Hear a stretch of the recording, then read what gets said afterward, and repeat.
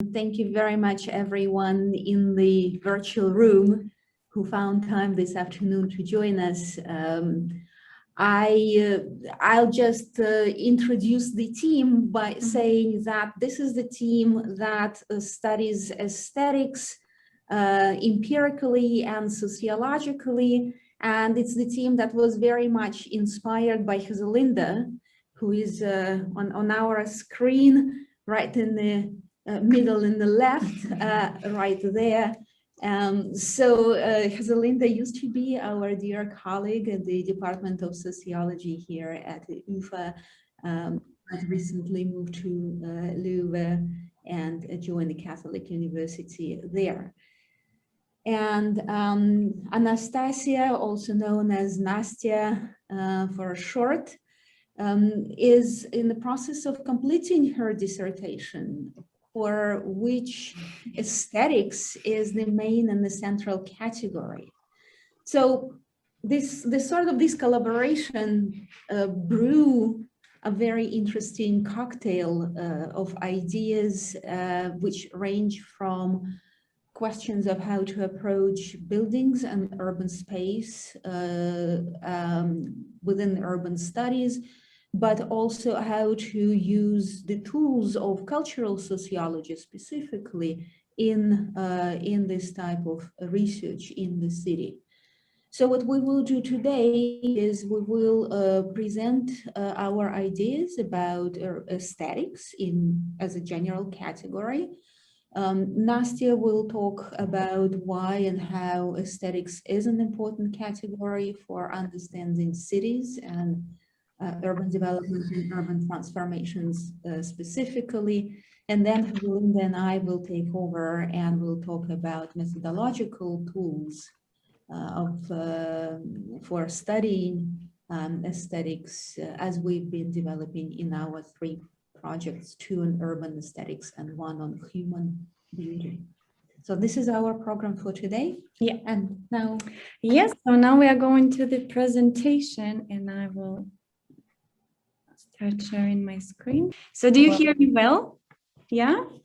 Wonderful. Good afternoon. Thank you so much, Maria, Julis, Giselinde, Olga, for the introduction. Today we will talk about interesting things that are beautiful and that are ugly, that are pleasing and that are disgusting, and what avenues those can open for urban researchers. So in short, what we'll do, we will depart by looking closely at something that might seem as a miniature and unimportant, which is repair of the housing stock in one particular city. I will present a description of one renovation project that took place in the Polish city of Wrocław in order to situate what might appear as this parochial affair as an example of actually much broader aesthetic anxiety that is characteristic of the cities that we will talk today about. Second, I will use this empirical vignette to illustrate the powers of taking aesthetics seriously and to studying aesthetic affections of different people and actors in the cities. Third, I will demonstrate one particular way of approaching the topic sociologically, and I will examine how in our research projects, different research participants differentiated between beautiful and ugly buildings. So basically, I will ask the question, what spaces are beautiful and ugly and why? And fourth, Olga and Giselinde, as she already introduced, will introduce you to the CUS method. So let us start. Let's dig into the aesthetically anxious cities. Let us move to one city in particular, Wrocław. And there, we moved there because their aesthetic concerns about architecture and urban spaces are a crucial part of everydayness for almost 600,000 inhabitants in the city. Before 1945, Wrocław actually had a different name and it belonged to a different state. It was a German city of Breslau. It was the 6th largest city in the country with a very vibrant cultural life, a lot of architectural experimentations, and also they had strong industrial presence.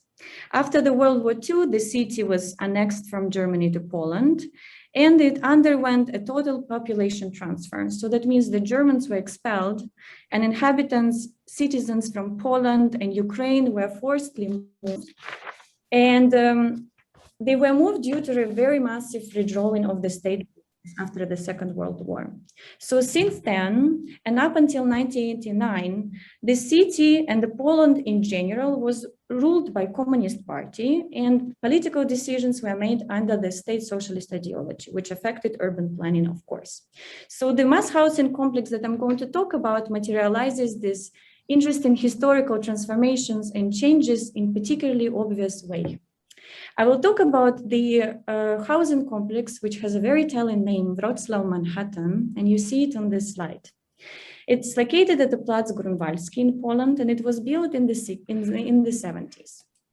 At that time, the territory was actually a very densely built area, but during the Second World War, all of those houses were demolished in order to build an airstrip so that the citizens can actually escape, which means that the territory was empty when Poland acquired the city, and it was a fantastic opportunity for the state socialist authorities to build their own imagination of the city, which is the housing complex Wrocław Manhattan.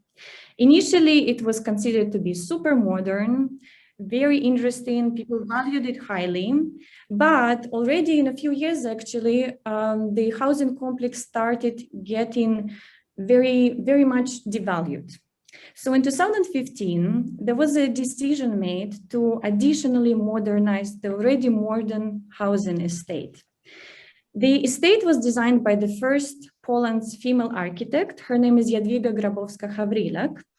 And though it was an iconic building project, it still was devalued for, and now I'm quoting, poor quality of its materials, uneven services, and unesthetic appeal. And I will dig into these categories much broader.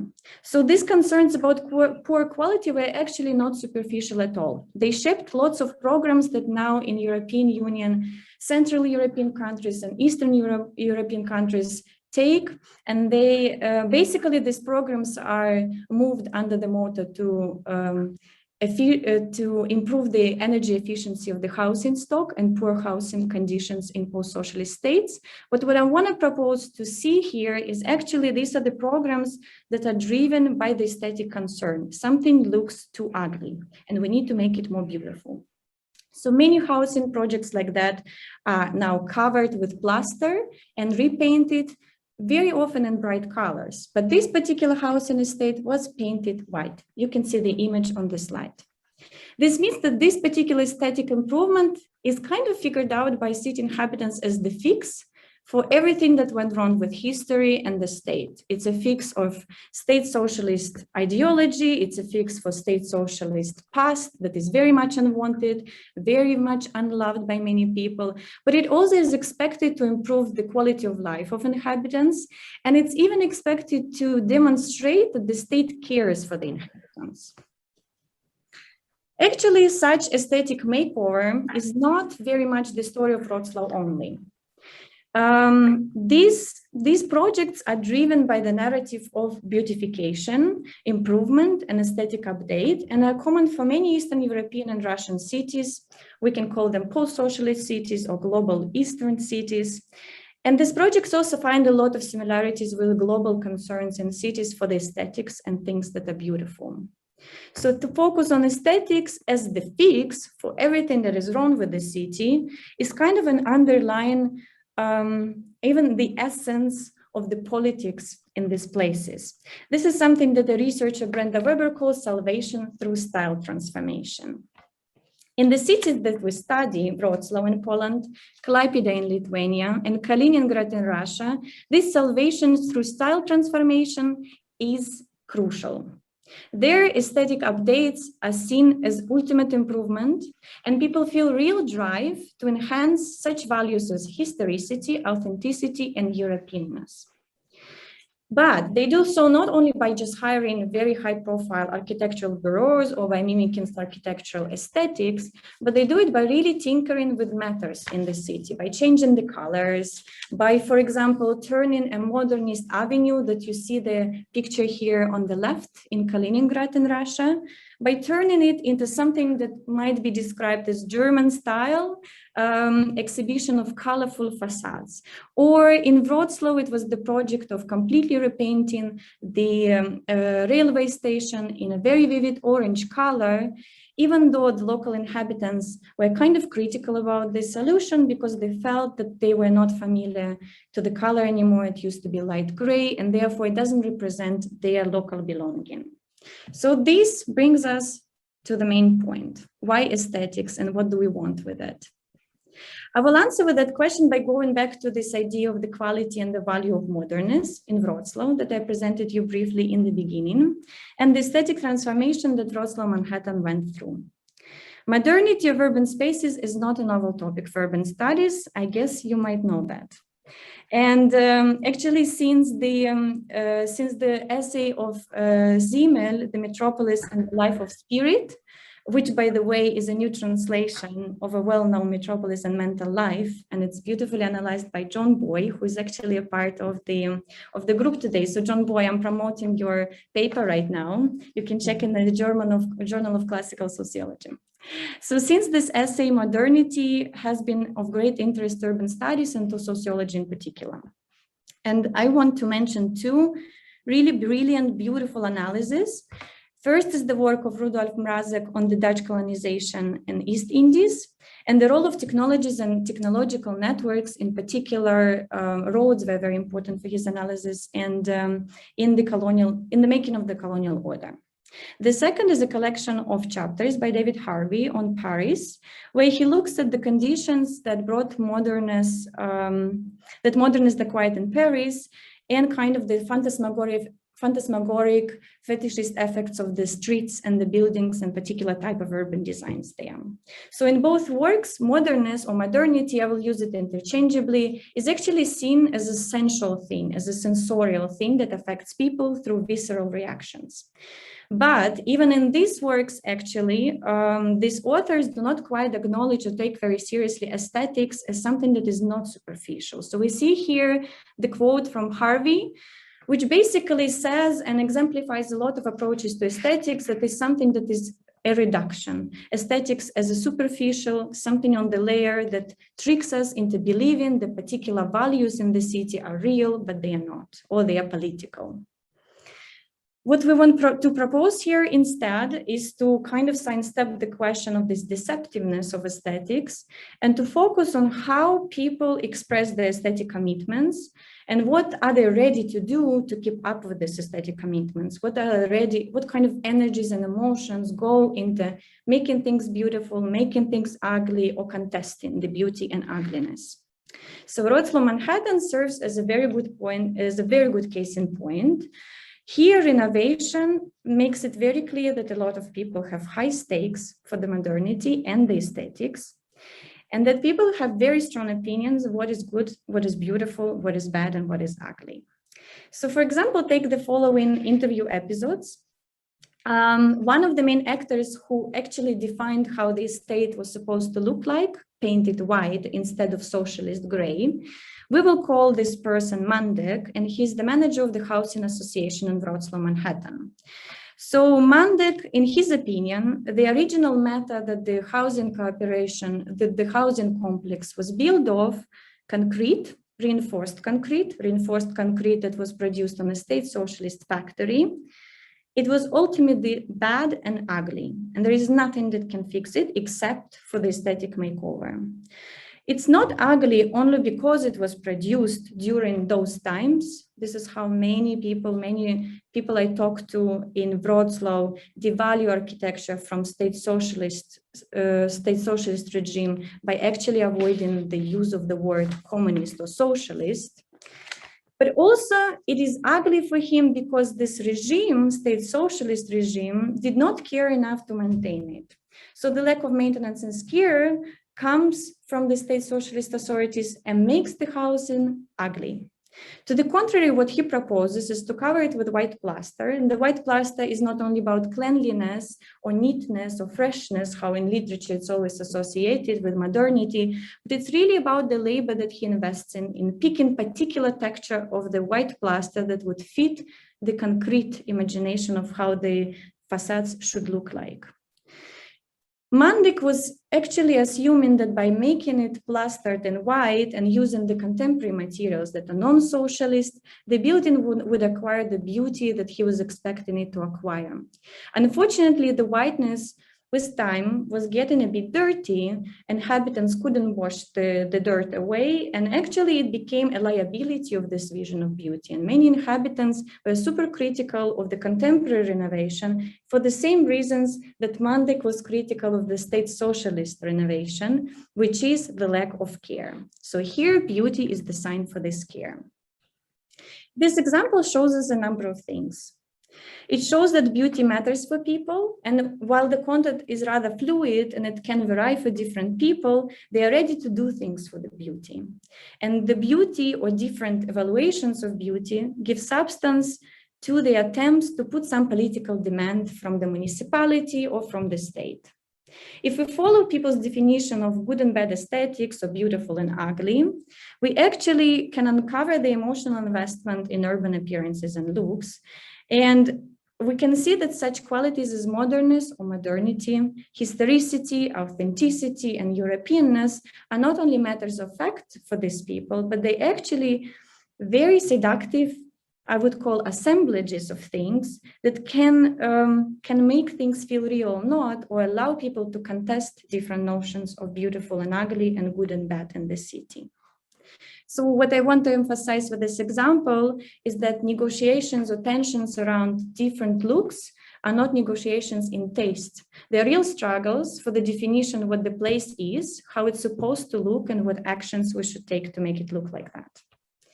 This means that we need and we can ask a number of questions. We can ask how spaces and buildings become valued and devalued, and with the help of what categories and devices, what evidence is actually counted, how different types of knowledges are mutually constituted in this process, and also how different actors negotiate and solve dilemmas around what will be counted as worthy and what values do we want to embody in this particular design. And we want to illustrate it very briefly with results from 3 case studies. As I already mentioned, these are the 3 cities that, as much as Wrocław, they used to be German, and then after the Second World War, they went through total population transfer, they changed the state belonging, and now they are 3 cities in Lithuania, Poland, and Russia. And though they have particular historical specificities, of course, still, in our interviews with people who do architecture, who profess architecture, for example, architects, planners, or state officials, or activists, we've seen a trend that particular type of buildings, which are German or historic or European, these are the categories from the interviews, get to be appreciated as the most beautiful and belonging to the place. And the architecture that was built under state socialist regime was depreciated, devalued, considered the ugliest in the world for being deficient and actually ultimately for being communist. And we can see it in a few examples from the interviews. For example, the same railway station was considered as one of the most beautiful buildings by a number of state officials in Wrocław, for it is impressive and decorative.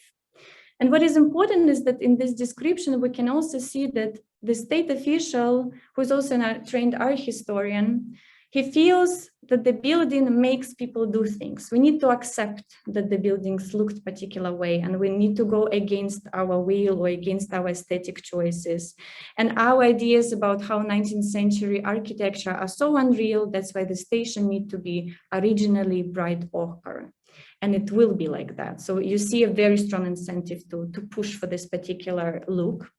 Or there is an example of a building that was much depreciated and devalued by many, many professionals who work with architecture. This is a building in Klaipėda, a very, so to say, standardized architecture. This is how it's so often described, socialist modernist projects that were mass housing projects across the Soviet Union and Eastern Bloc. And this judgment of its ugliness is very strong. It's not only that it's just ugly, but it's a madhouse and everything falls apart. And in architectural sense, this is the worst thing ever produced in the world. Another example of valued and devalued architecture are the following. So on the top, you see the non-existent castle in Klaipėda that is planned to rebuild. It was destroyed in the 19th century. And here, another state official describes it as something that needs to be done, because otherwise the city would not be complete and it would not be as European and as it is essentially in its root. And on the bottom, we see the project also prefabricated mass housing concrete in Kaliningrad this time. And here a designer and an activist, urban activist, had a very long and very beautifully said narrative about how this architecture does not allow him to feel individual, to feel himself, to feel that we have actually differences among the occupants. And actually this architecture attacks his own well-being by just being this gray socialist building. All in all, we can see from the interviews and from the materials that here the beauty is aspirational good. People generally agreed that things need to be beautiful, but then the content of this beauty can vary. And if we look at how people actually justify why something is beautiful, then we already can see great variations that needed to be studied by urban scholars. What we propose is that urban scholars should map those variations and explain with interest in global processes, but also in local processes and institutions, why some of these notions of beauty and ugliness are more or less resonant for people, more or less powerful, they get legitimacy and emotional resonance, and some do not, and how aesthetic aspects of urban politics becomes political aspects.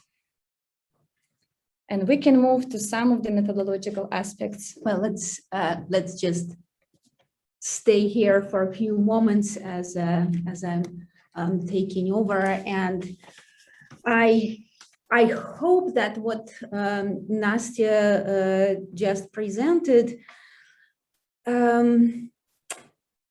resonated with you, because it proposed a different understanding from how and where the political and the aesthetic come together, right? So we have kind of a classical understanding of politics and aesthetics that come from the work of Krakauer or Walter Benjamin, in which essentially the political apparatus seizes the aesthetic dimension for its own service, right? Creating kind of totalized entities and uses either beauty or other aesthetic categories in its own interest, in the service of the growing state apparatus.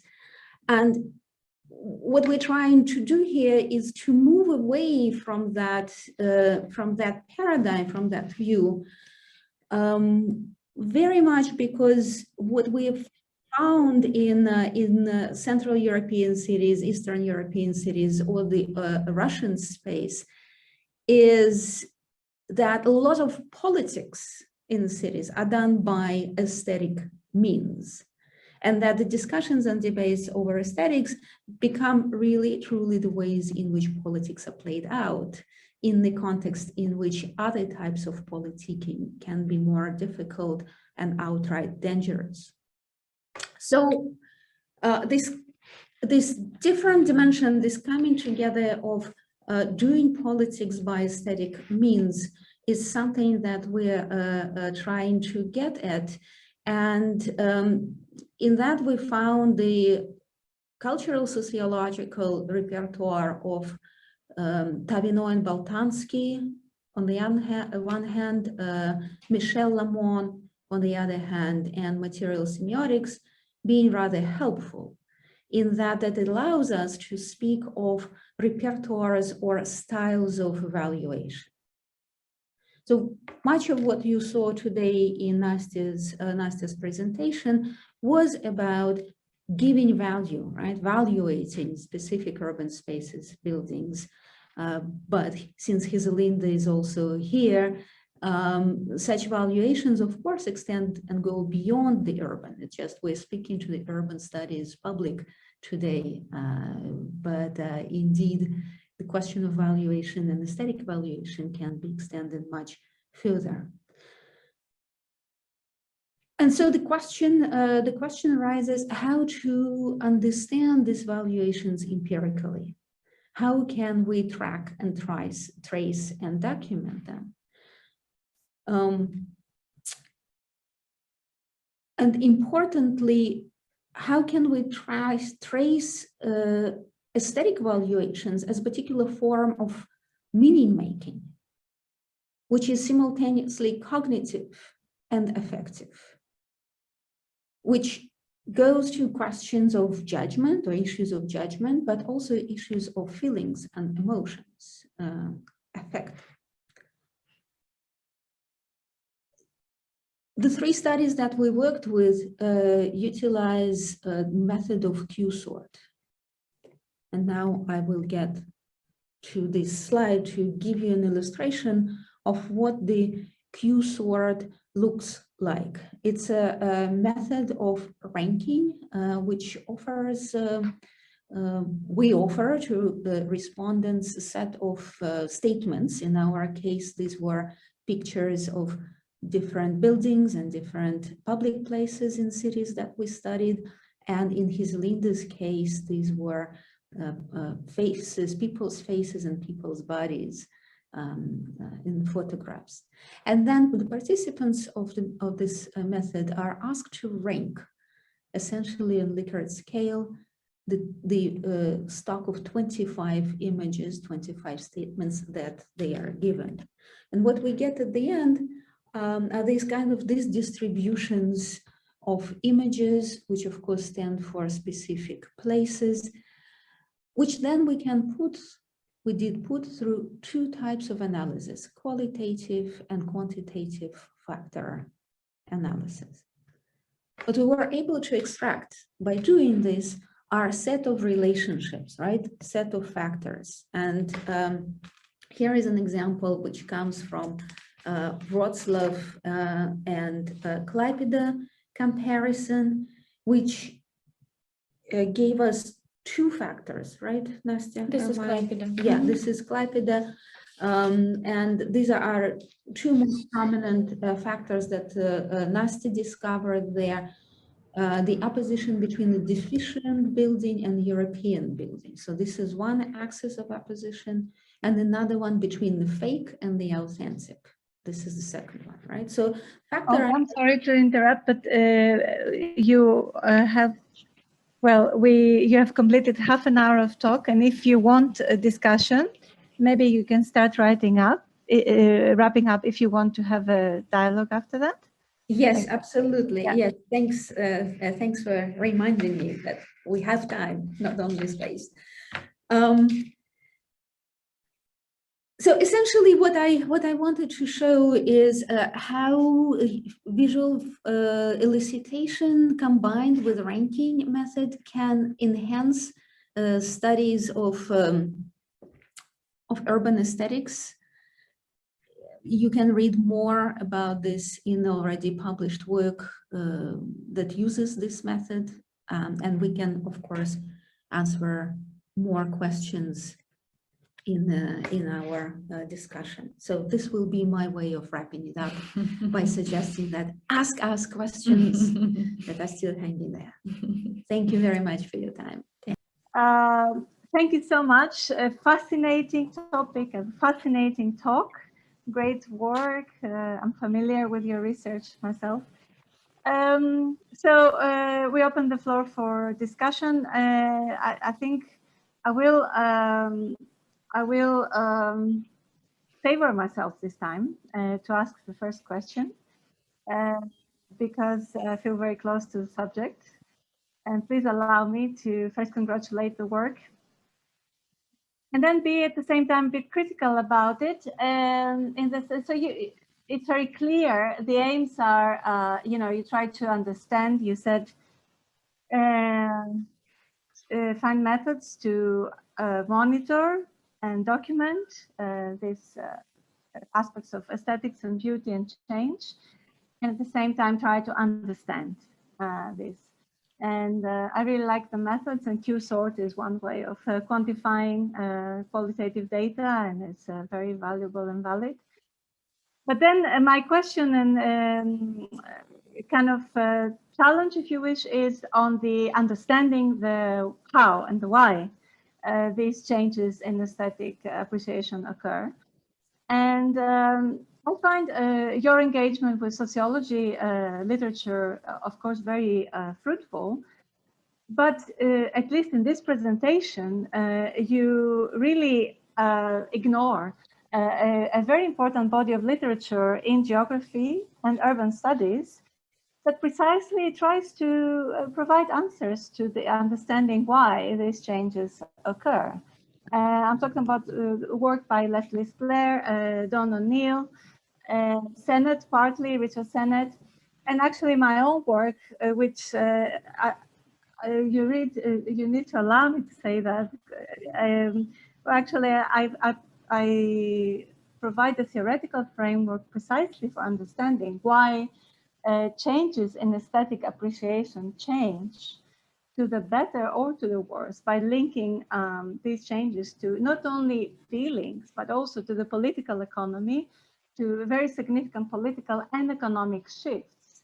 And talking about architecture as a totem that tells people literally what to like and when to like what, and in which ways to show this appreciation. So I wonder whether you can comment on why this body of literature is missed in your work, and what would your work how would your work evolve if it were to engage with this body of literature, but also B, what would your work, which I think can bring enormous to this body of literature, if you were to engage with it? Mm-hmm. Thanks. Sorry for the rant. No, thanks. Thanks a lot, Maria. Maybe we can take several questions, maybe 2-3 questions before we go answering. Just make sure that we hear everyone. Yeah, let's take 2 more, and then we hopefully have another round. Can I have I Francesca? think me and Wouter also was And asking. Wouter? No, Okay, Francesca and Wouter, please. Yeah. No, I was wrong. Sorry. It was very interesting, and I mean, as an architect myself, I found also some similarity to one of my favorite books, which is Made in Tokyo. I don't know if you are familiar with that, and also to continue to follow up on Maria's, there is also a line of architecture which looks at how people perceive specific architectural element and can value them. So one of my questions is indeed if while analyzing these different architectures connected to different politics, did you analyze also that some specific elements such as, I don't know, density, uses, materials, they can influence the valuing and the ranking that you did? And the other question is very simple. Maybe I missed it and you already said it, but which were the participants of your methods?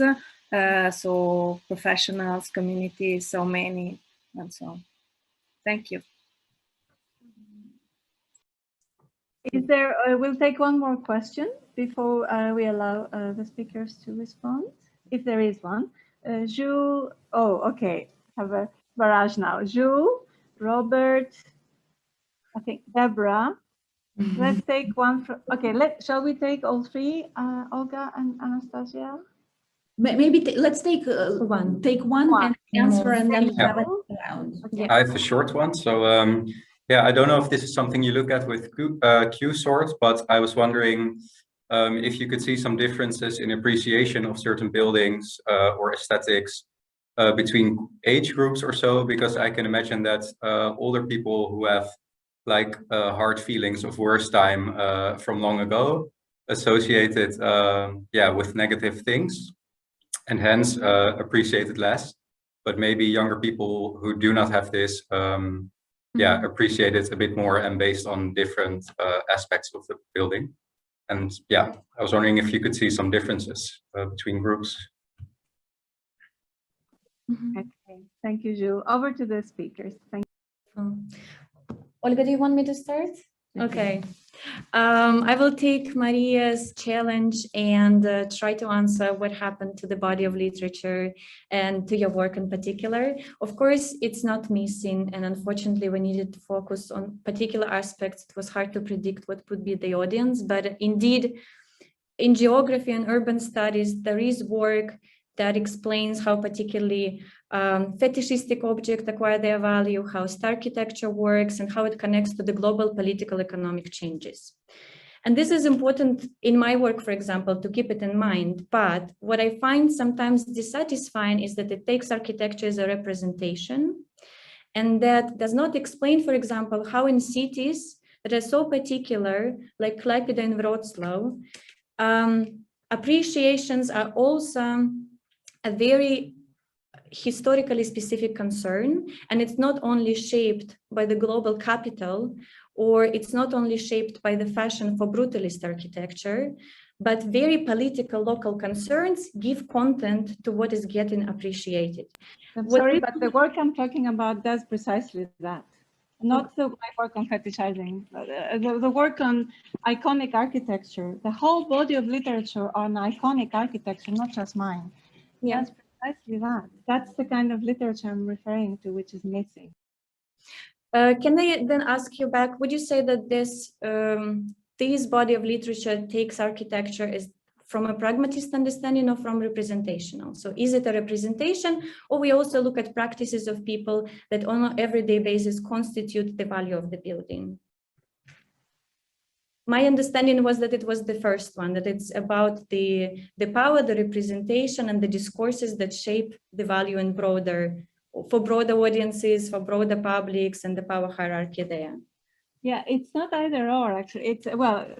It's a dialectical relationship. Yeah. It's inherent, very important social, political, economic changes, cultural changes that happen.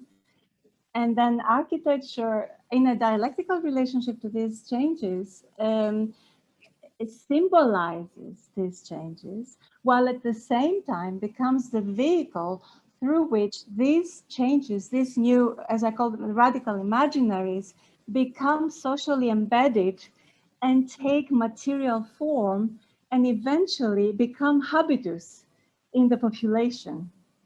So it's not an either or relationship.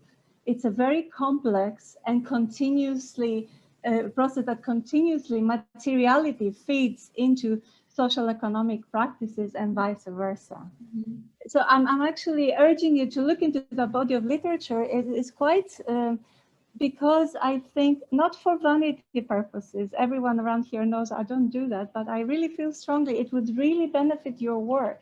Mm-hmm. If you were to, because I also think your work would benefit this body of literature if you were to engage with it. Mm-hmm. That's why I insist. It's a dual and beneficially thing to do.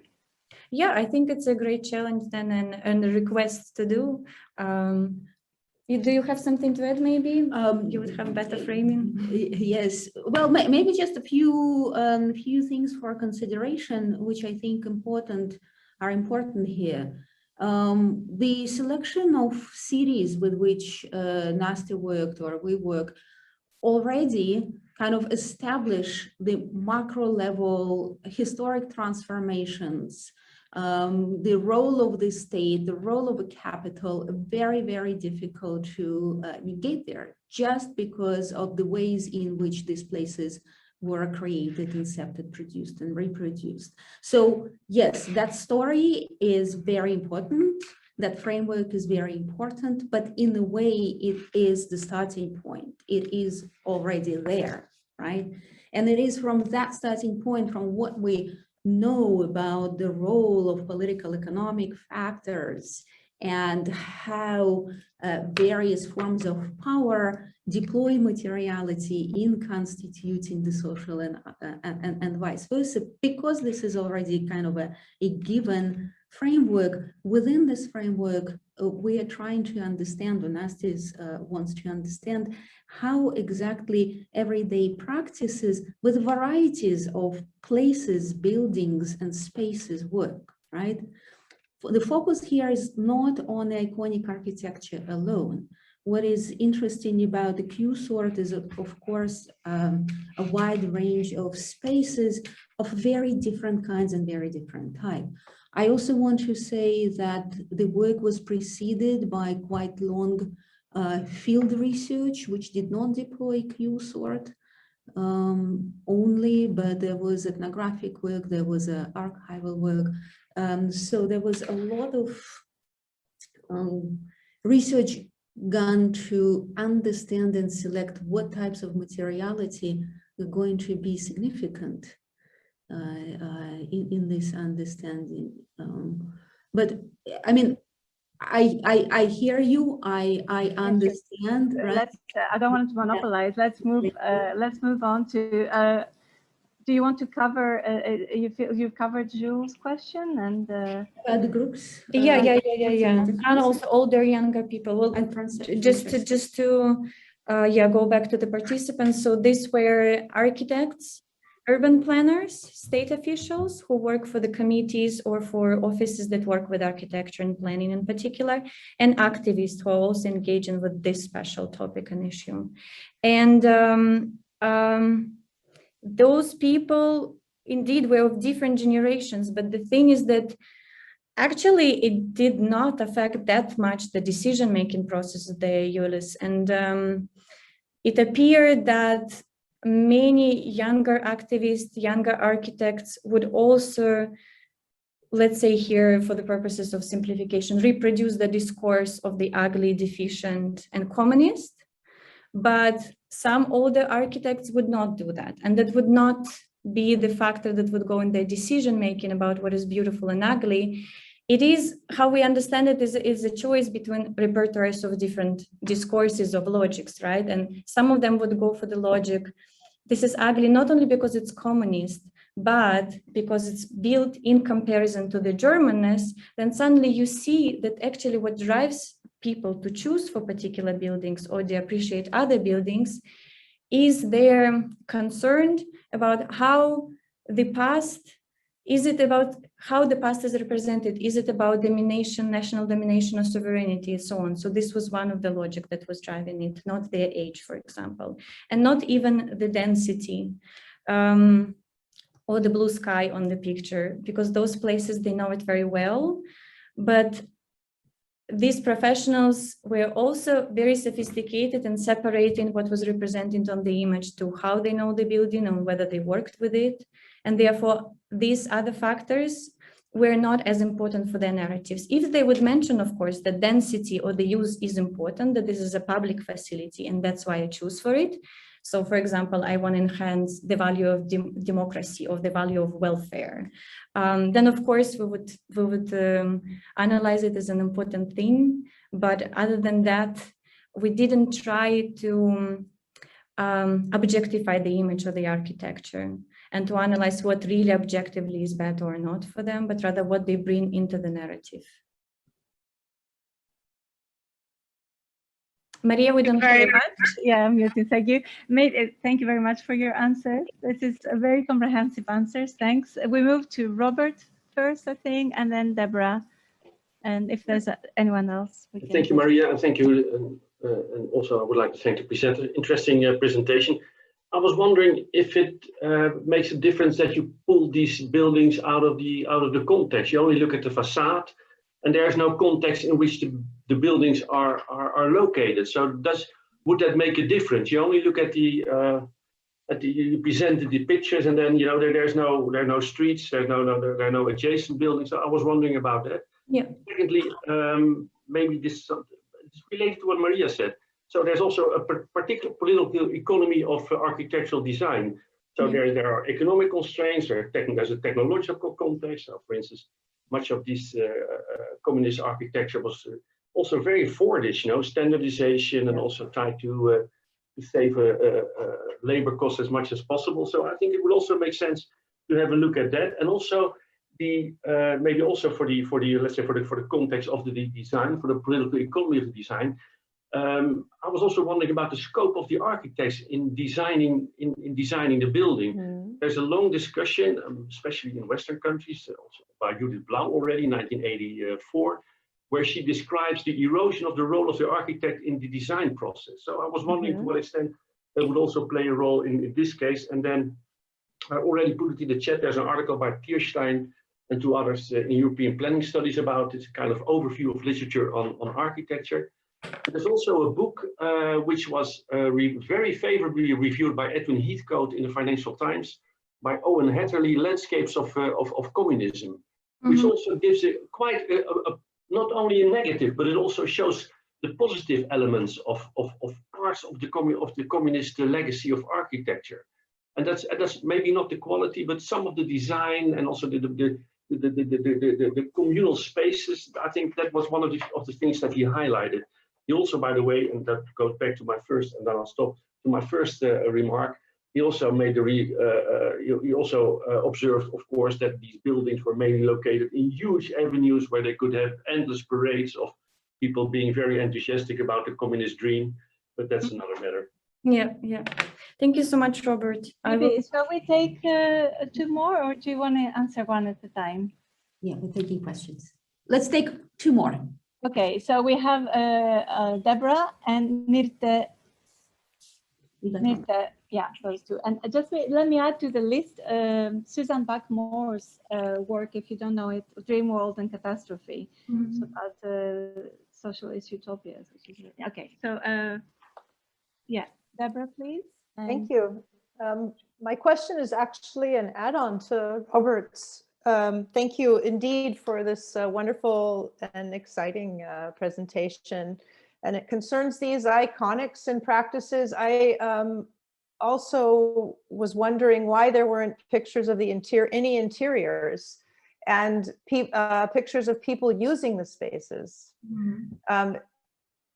That's an add-on to basically everything that Robert was saying. There's a lack of landscaping, and maybe what would that add to the evaluation, the analysis? Thank you. Thank you, Deborah. And Mirte? Yeah, thank you for the very interesting presentation, but I had something missing from it, which is like the category of gentrification. It's not clear for me in this presentation. I understand that these renovation plans in Poland change the ultra-functionalist aesthetics of the socialist states of before for a neo-European one. But who are the subjects that are displaced? What is the aesthetic that is displaced? So that for me was a little bit missing, because you use gentrification, or at least in the title of this dialogue was gentrification as a category. Thank you, Mirte. Okay, over to you. Yeah. Anastasiya and Olga, thank you. Yeah. I will then start answering from the last to the first one. So the title changed. Mirte, sorry, no gentrification there left. Actually, the idea was to combine a few research projects. My dissertation that is on the cities that used the underwent occupation, and the project of Giselinde and Olga on the gentrification. And maybe Olga will later add on to that. We just didn't have yet enough material to present and to compare and to bring the parallels. Yes, unfortunately, COVID interfered, and we could not carry out the research in Brussels, which Eric Jan, who is present here, is participating in. So that was exactly an idea to look at the gentrifying spaces and how the change in aesthetics affects the sense of belonging. Yeah. And now, actually, yeah, uniting the question from Robert and Francesca, I think, and Deborah on the images and what was in the images and what was not there. So the thing with this method is, because these are the images of the buildings, these professionals know very well, that we put it out of the context and create a kind of an illusion that the building is just the facades and nothing else. There is no scape, no landscape, no people around. Actually, it didn't work like that for the people who were interviewed. So it worked for them as a kind of a mnemonic tool that they could connect their own memories and their own practices to the architecture. Also, this CUS sort was accompanied by other methods. I, for example, did go-alongs with them. So we walked, we created routes, we went inside. And that was interesting that when you ask the question, what is beautiful and ugly, people do not invite you to check the interiors. It happens very rarely with very iconic buildings that are valued discursively for the interiors only. And this was a very rare occasion, for example, once in Poland and once in Klaipėda. Also the question of people using the spaces, that was also our little experiment to see how different professionals, trained professionals and activists would react to different images. So architects, for example, mostly did not see the difference between the image.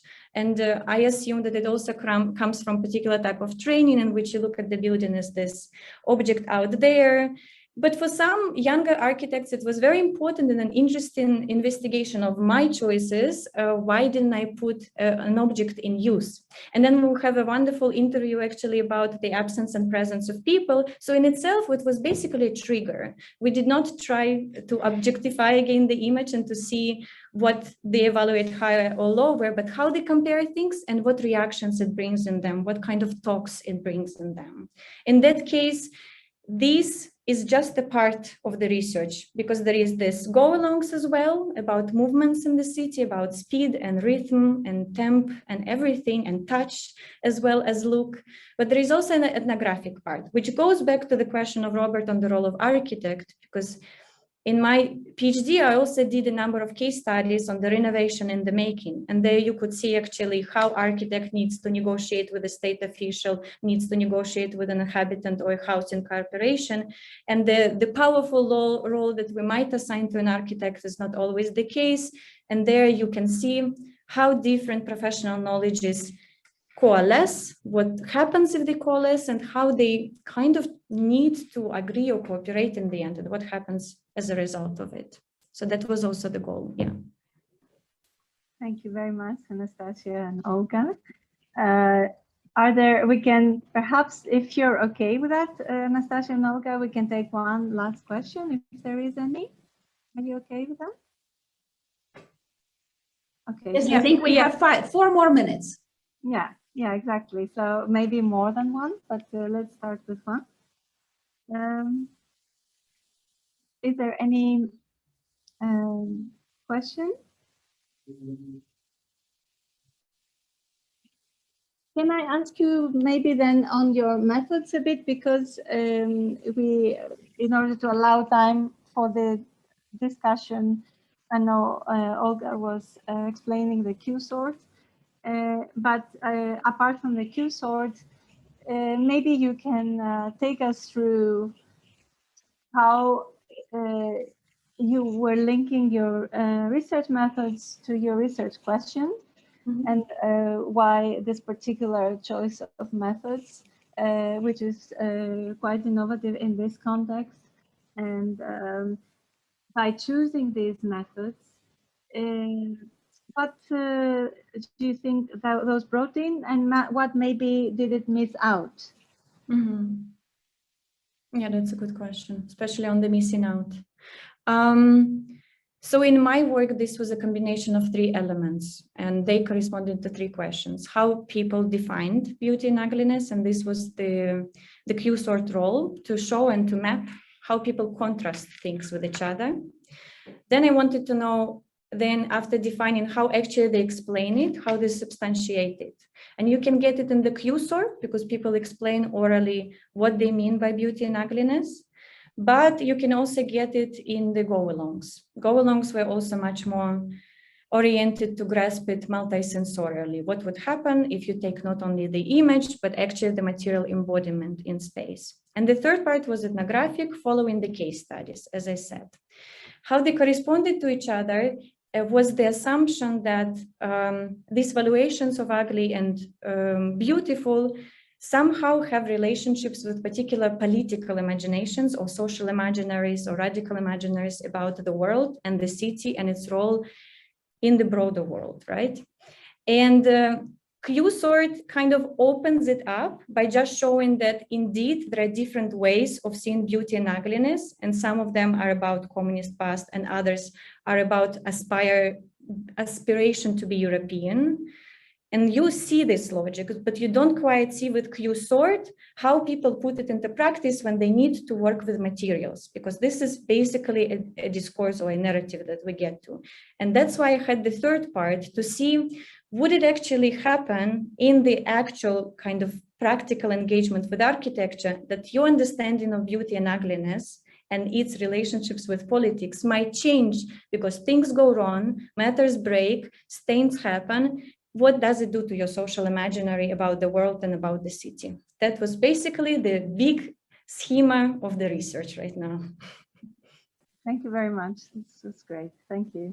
If I just very quickly to sum up, I would say that what we're trying to accomplish here is to open up the notion of value to all kinds of other types of, meaning of what kind of worth is represented, attributed, and contained in the material object in the city.